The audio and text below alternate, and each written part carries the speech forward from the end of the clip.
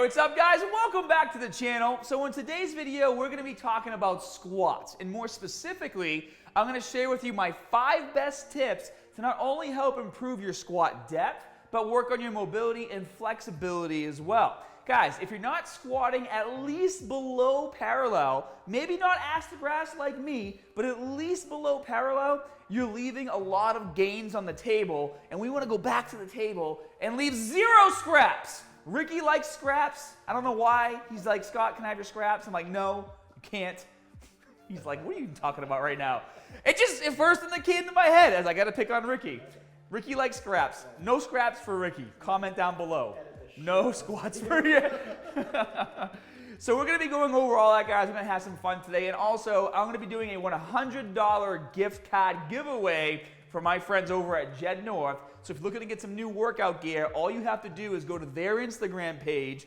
You have to like their page, follow their page, and then comment on this photo, barbells, or barbells are awesome, or no scraps for Ricky. And we'll pick a winner at random and give you a $100 gift card.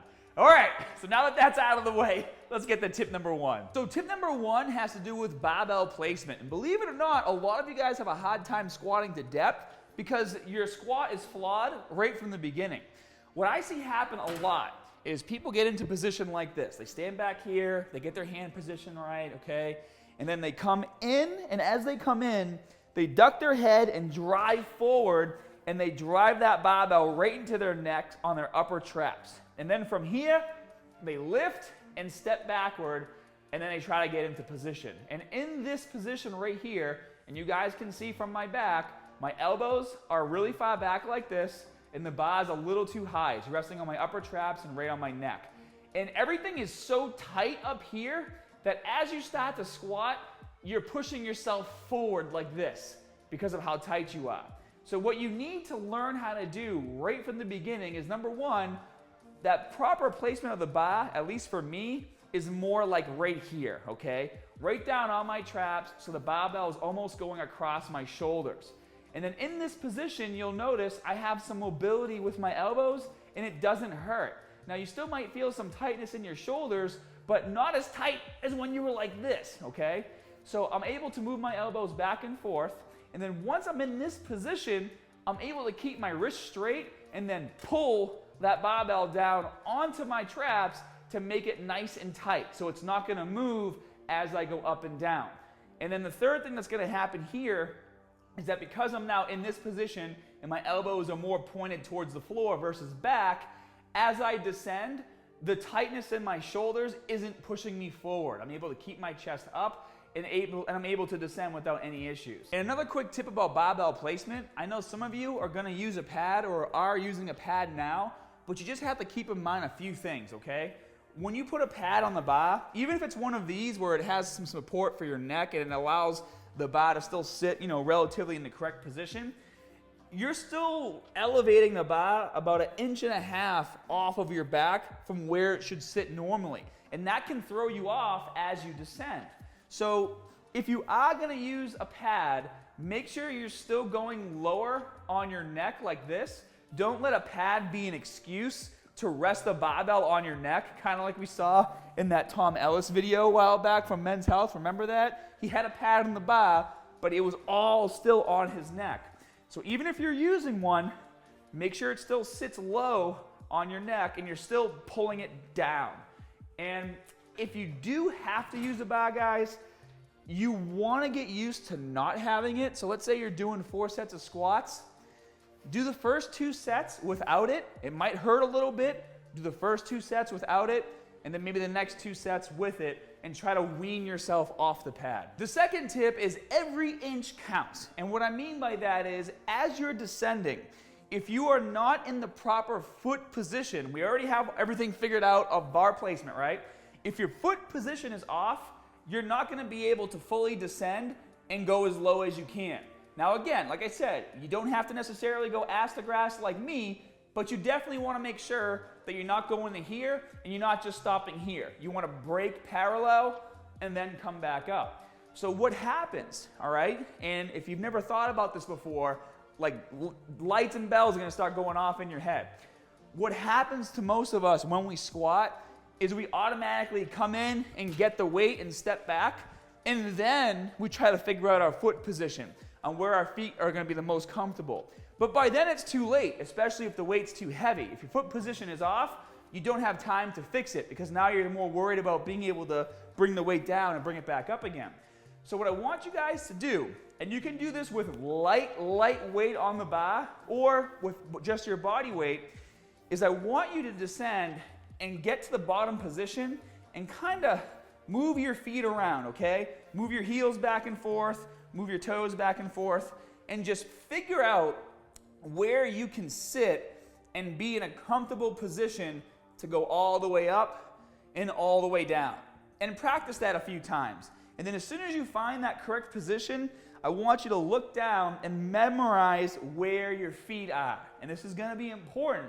And once you memorize your foot position and you know you can descend and go back up without falling over and feel stable, when you now take the bar off the rack and take a step back, you know exactly where to put your feet and you can start squatting correctly. All right, guys, tip number 3 has to do with bracing your core and using a weightlifting belt. Now, we used to think that as soon as you put a belt on, your core is going to start to get weak. And it's actually just not true. However, if you don't know how to brace your core without a belt, using a belt is pretty much useless because you're not using it to its fullest extent to help you lift more weight. Now, bracing your core is actually relatively easy. All you have to do is take in a breath. I like to breathe in through my nose. And as you breathe in, you're going to hold that air in your diaphragm and you're going to flex this entire area, okay? So breathe in and then flex your core as hard as you can. And you're going to maintain that flex, and it should almost feel like as you're flexing your muscles, it's pushing against your diaphragm, and you're just creating this solid block where your core is.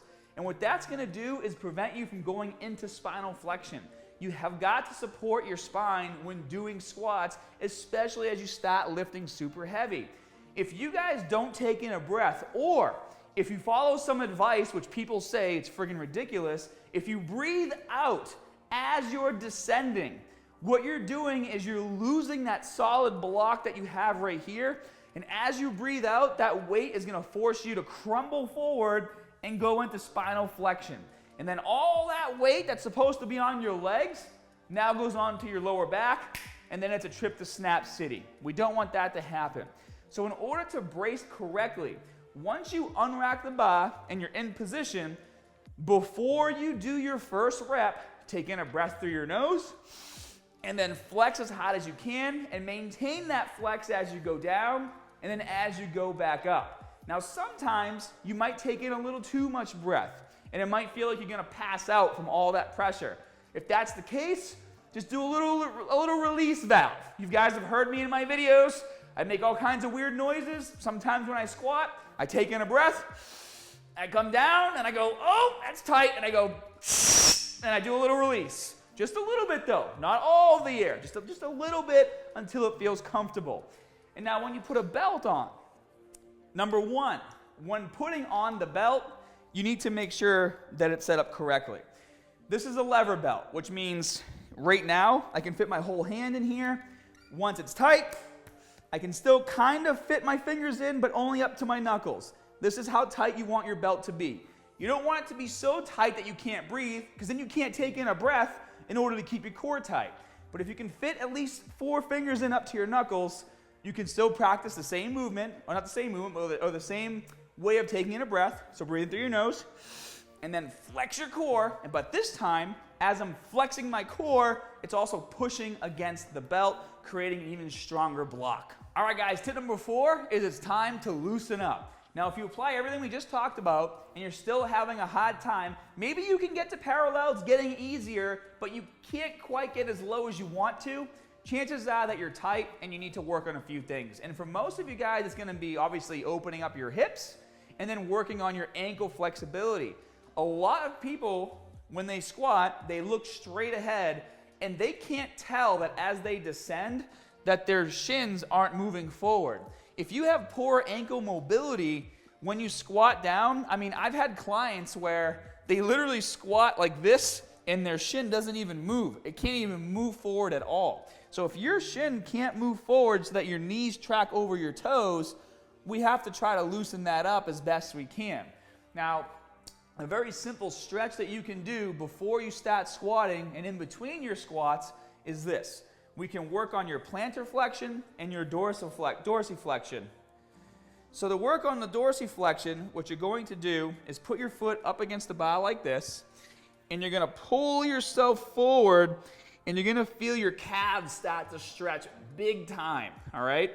And depending on how tight you are, you might not even be able to get into this position to start. You might have to even start like this and pull yourself forward, or halfway from where I was. But try to get that foot as high as you can and pull yourself up. And then you're going to hold this position for 12 to 15 seconds, and then you're going to stop, and then you're going to do it again, and you're going to repeat this on both sides, okay? Just 2 quick sets, 12 to 15 seconds.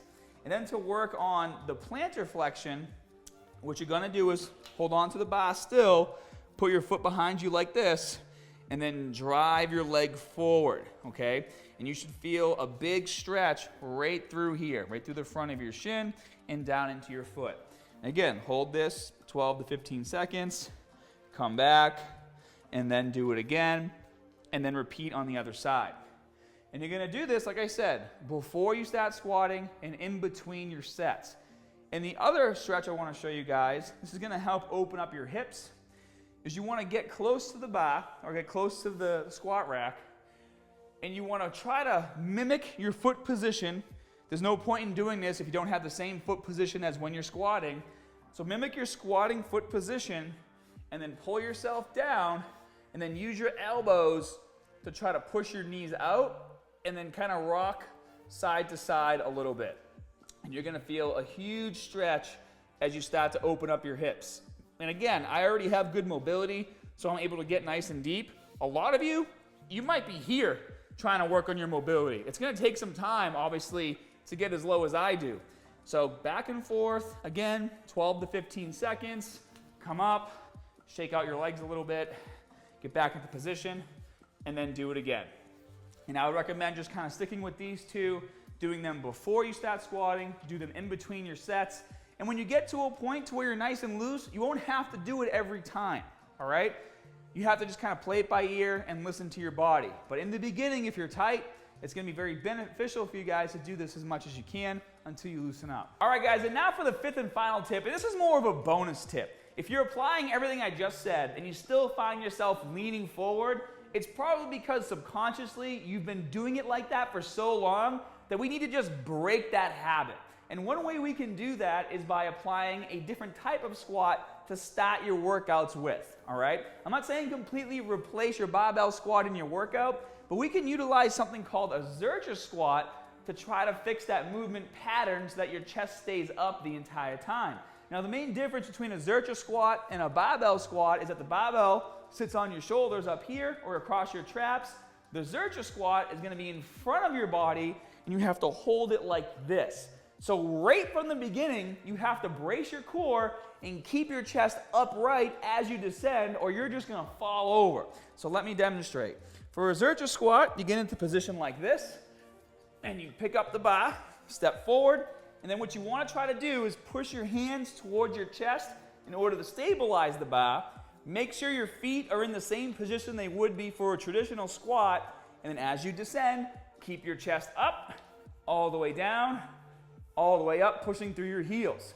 Now, it would be super obvious on this movement that if you started to lean forward, the bar's going to roll away from you, go into your forearms. It's going to hurt like hell depending on how heavy it is, and you will fall over. And you're going to feel all of this in your lower back. So instinctively, without thinking about it, you're going to keep your chest up and lean back the entire time.